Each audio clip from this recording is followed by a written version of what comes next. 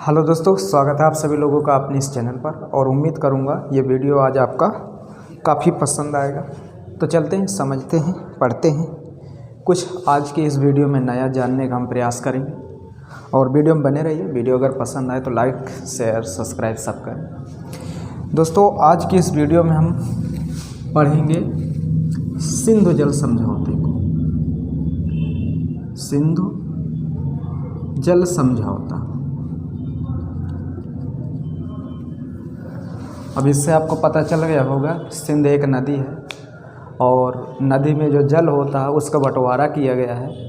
जैसे कि सिंध की बहुत सारी सहायक नदियां हैं। सिंध की सहायक नदियों में झेलम, चिनाब, रावी, ब्यास और सतलज ये प्रमुख है।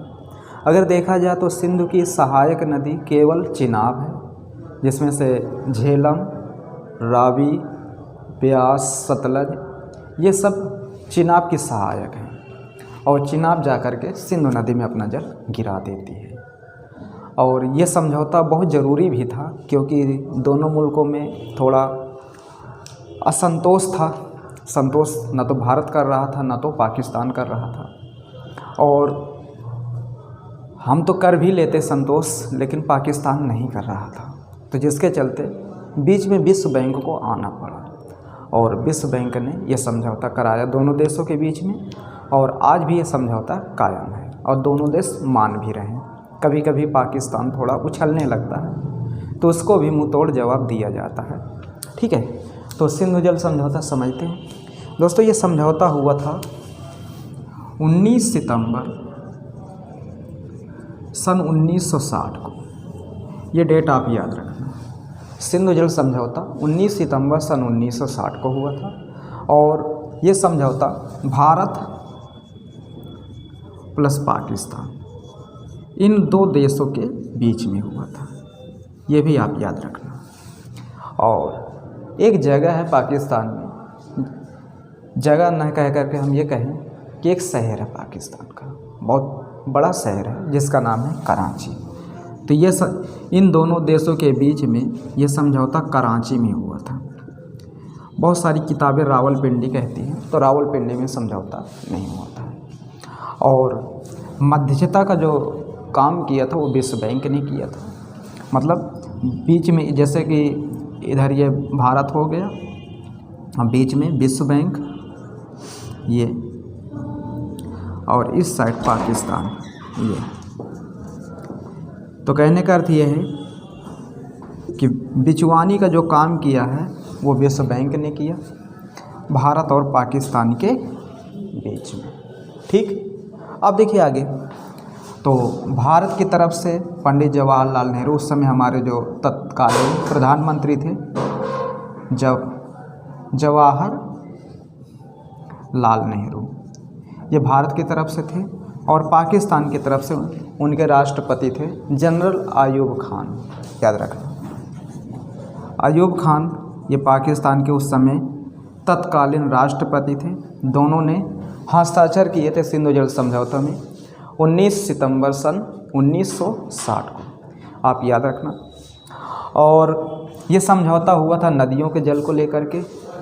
प्रमुख नदियाँ उस समय थी, जैसे कि मैं अगर आपको बता दूं, जैसे कि सिंध खुद एक नदी है जो काफ़ी बड़ी नदी है। सिंध के बाद झेलम, झेलम के बाद चिनाब, ये चिनाब के बाद हमारी रावी, और रावी के बाद सतलज, गलत लिख गया, सतलज, और सतलज के बाद व्यास। ये प्रमुख नदियाँ थी सिंधु जल समझौते की, जिनमें से आप हमेशा याद रखना, अगर हम बात करें इसकी सिंधु झेलम चिनाब की, ये सिंधु झेलम चिनाब समझौता ये हुआ था, इनका 80% जल पाकिस्तान यूज करेगा इनका, और 20% जल इनका भारत यूज करेगा। ये समझौता होता है, जिनमें से रावी, सतलज और ब्यास, इन नदियों का 80% जल भारत यूज करेगा और 20% जल पाकिस्तान यूज करेगा। ये समझौता हुआ।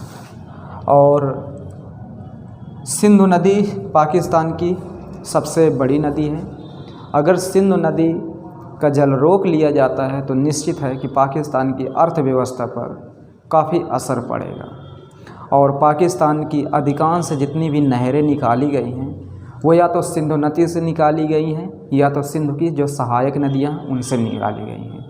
अगर सिंधु की सहायक नदियों का भी जल रोक लिया जाता है, क्योंकि अधिकांश नदियां चाहे वो सिंधु हो, झेलम हो, चिनाब हो, रावी हो, सतलज हो, ब्यास हो, जितनी भी ये नदियां हैं ये भारत से ही गुजरती हैं और भारत से गुजरने के बाद ये पाकिस्तान वाले क्षेत्र में जाती है। तो निश्चित है ये आप इतना समझ गए होंगे। अब चलते हैं मैप में, जानते हैं आखिरकार मैप में कैसे है इनकी लोकेशन, है ना। तो देखिए, अगर आप इतिहास पढ़ते हैं, भूगोल पढ़ते हैं, अगर आपको मैप का नॉलेज नहीं है तो निश्चित है कि आप कहीं ना कहीं सटीक जानकारी इकट्ठा नहीं कर पाओगे और इसके लिए आपको मैप पर डे कम से कम आधे घंटे मैप को देना चाहिए। आधे घंटे आप विश्व के मैप को दीजिए और आधे घंटे आप इंडिया के मैप को देखिए, तब तो आपकी हिस्ट्री और जियोग्राफी अच्छे से मजबूत होगी। अन्यथा छोड़ दीजिए पढ़ना लिखना, कोई फ़ायदा नहीं। देखिए, जैसे कि ये हमारा ये भारत है, ये हमारा भारत है। इधर का सही नहीं बना, चलो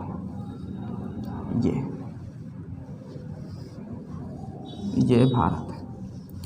अब देखिए, ये है तिब्बत वाला क्षेत्र, ये तिब्बत पहले एक अलग देश था, लेकिन 1959 में इसे चीन ने अपने अधीन कर लिया। चीन का इस पर कब्जा है, 1959 में चीन ने इस पर कब्जा कर लिया। तो तिब्बत में ही यहीं पर ये कैलाश पर्वत है और कैलाश पर्वत के इस साइड पर एक झील है मानसरोवर, और मानसरोवर झील में एक जगह है जिसका नाम है चेमा युंगडुंग ग्लेशियर। चेमा युंगडुंग ग्लेशियर, इस ग्लेशियर से ऐसे एक नदी निकलती है और ये, अब देखिए ये नदी निकली तो तिब्बत से है, लेकिन बीच में हमारे ये लद्दाख वाला जो क्षेत्र है, ये लद्दाख से होते हुए सीधा पाकिस्तान में प्रवेश करती है और इसका अधिकांश भाग पाकिस्तान में ही है, सिंधु नदी का। और इस साइड पर अरब सागर, ये अरब सागर है और यहाँ पर पाकिस्तान का सबसे बड़ा शहर, या हम ये कह सकते हैं जो पाकिस्तान की आर्थिक राजधानी, जैसे हमारी आर्थिक राजधानी क्या मुंबई है, वैसे पाकिस्तान की आर्थिक राजधानी कौन सा शहर है, तो कराची है। ये जो सिंधु जल समझौता हुआ था इसी कराची में हुआ था और ये पाकिस्तान की आर्थिक राजधानी है। ठीक, अब कराची के पास सिंधु नदी जा कर के अरब सागर में, ये अरब सागर है, ये मिल जाती है। अब देखिए, ये हमारा ये पाकिस्तान है, ये पाकिस्तान है। अगर हम बात करें पाकिस्तान, अब देखिए पाकिस्तान के मध्य से नदी बहती है, देख रहे हैं, ये पाकिस्तान के मध्य से नदी बहती है। पाकिस्तान का इधर जो राज्य पड़ जाता है जिसका नाम है पंजाब, ये, और इधर राज्य पड़ जाता है सिंध, और ये पंजाब और सिंध पाकिस्तान के बहुत उपजाऊ राज्य हैं। कृषि में एक नंबर के राज्य पाकिस्तान, जिसमें से पंजाब, जब पाकिस्तान का पंजाब उपजाऊ है तो हमारा भी पंजाब उपजाऊ होगा, क्योंकि पाकिस्तान का पंजाब और भारत का जो पंजाब है ये दोनों पहले एक ही थे, जुड़े हुए थे, लेकिन बंटवारे में क्या हुआ कि पूर्वी पंजाब और पश्चिमी पंजाब में इनका बंटवारा किया गया था। तो जो पूर्वी पंजाब था वो हमें मिला था और पश्चिमी पंजाब पाकिस्तान को मिला था। वैसे जैसे कि बंगाल की अगर हम बात करें तो ये पूरा बंगाल था, तो जो पूर्वी बंगाल है वो किसे मिला था, पाकिस्तान को मिला था, और जो पश्चिमी बंगाल था वो हमें मिला था। तो पूर्वी बंगाल पूर्वी पाकिस्तान कहलाया था, लेकिन वो रोक नहीं पाया उसे, वो एक अलग मुल्क बांग्लादेश के नाम से जाने लगा। ठीक है, तो वैसे ही ये पंजाब बहुत उपजाऊ है कृषि में। अब क्या किया पाकिस्तान ने, अब देखिए ये तो सिंधु नदी हो गई, ये सिंध हो गई, उसके बाद ये झेलम हो गई, झेलम के बाद चिनाब के बाद हमारी रावी, और रावी के बाद ब्यास, और ब्यास के बाद ये सतलज नदी। अब देखिए याद रखना, ये हो गई हमारी झेलम, और ये हो गई चिनाब, और ये हो गई रावी, और ये हो गई ब्यास और ये हो गई सतलज। सतलज तो कहने का अर्थ ये है, देखिए ये जो झेलम नदी है ये चिनाब में मिल जाती है और रावी नदी भी जाकर के चिनाब में मिलती है और ब्यास नदी चिनाब में नहीं मिलती, ये सीधा सतलज नदी में मिलती और सतलज जा कर के चिनाब में मिल जाती और चिनाब फिर आगे जा कर के मिठानकोट यहाँ पड़ता है, मिठानकोट के पास सिंधु में मिल जाती। तो कहने का अर्थ ये है कि सतलज, ब्यास, रावी और झेलम ये चिनाब की सहायक हैं। किसकी हैं? चिनाब की, ना कि सिंधु की। ठीक है, तो चाहे झेलम नदी हो, चाहे आपकी रावी नदी हो, चाहे वो ब्यास नदी हो, चाहे सतलज नदी हो, ब्यास सतलज की सहायक है, बाकी सतलज, रावी और झेलम ये चिनाब की सहायक हैं, सिंधु की सहायक नहीं है, ये याद रखना। ठीक है, तो ये पूरा का पूरा जल जा रहा है कि नहीं जा रहा? देखिए ब्यास नदी अपना जल किस में छोड़ती है? सतलज में। सतलज नदी अपना जल किस में छोड़ती है? तो चिनाब में, और चिनाब जा कर के सिंध में अपना पूरा जल छोड़ देती है। वैसे रावी नदी अपना पूरा जल चिनाब में छोड़ती है और चिनाब क्या करती है? अपना खुद का जल और रावी का जल सीधा छोड़ देती है। कहाँ पर? सिंध में। वैसे झेलम नदी भी अपना जल कहाँ पर छोड़ती है? तो चिनाब में। और चिनाब झेलम का और अपना जल सब पूरी नदियों का जल मिठानकोट यहाँ पर है, ये मिठानकोट के पास पूरा जल छोड़ देती है। किसके ऊपर? सिंध नदी के ऊपर। अब देखिए ये क्षेत्र पूरा पंजाब वाला क्षेत्र है, तो निश्चित है कि सतलज नदी भी है, रावी नदी भी है, चिनाब नदी भी है, झेलम नदी है। जब ये नदियाँ यहाँ पर बहती हैं तो निश्चित है कि इन नदियों से पाकिस्तान नहरें निकालता है और नहरों से सिंचाई अच्छी करता है, क्योंकि ये सदा वाहिनी नदियाँ हैं, हमेशा जल इनमें भरा रहता है इन नदियों में, क्योंकि हिमालय से निकलती हैं और जो हिमालय से नदियाँ निकलती हैं तो निश्चित उनमें कोई जल की कमी नहीं होती। अगर यही प्रायद्वीपीय नदियाँ होती तो इनमें अक्सर गर्मियों में ये सूख जाती। ठीक है, तो जिसके चलते पाकिस्तान को ये प्लस पॉइंट मिलता है। हाँ, कभी कभी हम लोग पाकिस्तान को धमकी दे देते हैं कि हम जल रोक लेंगे तो पाकिस्तान में जल संकट पड़ जाएगा। ये बात सत्य है कि देख लीजिए अधिकांश जितनी भी नदियाँ हैं इस साइड, जो बड़ी नदियाँ हैं, ये सारी की सारी तो इंडिया से ही निकलती हैं ना। तो जब इंडिया से निकलती तो बांध बना के रोक लेंगे, कोई दिक्कत नहीं। लेकिन खैर रोकेंगे नहीं, क्योंकि बड़ा भाई हमेशा छोटे भाई का ख्याल रखता है। ठीक है, अब ये एक छोटा भाई जैसा है लेकिन थोड़ा मक्कार है। ठीक है, अब देखिए इतनी बात आपको समझ में आ गई होगी सिंधु जल समझौता। अब देखिए इसमें मैं आपको बता दूं कि सिंधु, झेलम, चिनाब इन नदियों का 80% जल भारत यूज करेगा, पाकिस्तान यूज करेगा और 20% जल भारत यूज करेगा। और रावी, ब्यास, सतलज इनका क्या करेगा? 80% जल भारत यूज करेगा और 20% जल पाकिस्तान यूज करेगा। ये समझौता हुआ था दोनों देशों के बीच में। विश्व बैंक ने मध्यस्थता की थी। विश्व बैंक ने कहा था कि आप ये समझौता मानिए, और ये समझौता हम लोग तो मान रहे हैं और आगे भी मानते रहेंगे।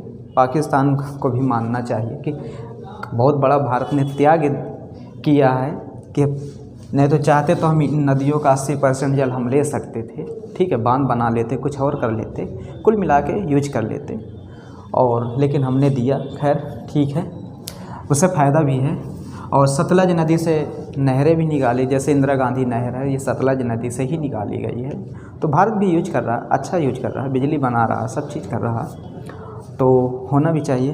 तो दोस्तों ये था सिंधु जल समझौता, और उम्मीद करूँगा ये वीडियो आपको पसंद आया होगा, और मिलते हैं अगले नेक्स्ट वीडियो में। तब तक के लिए जय हिंद, धन्यवाद।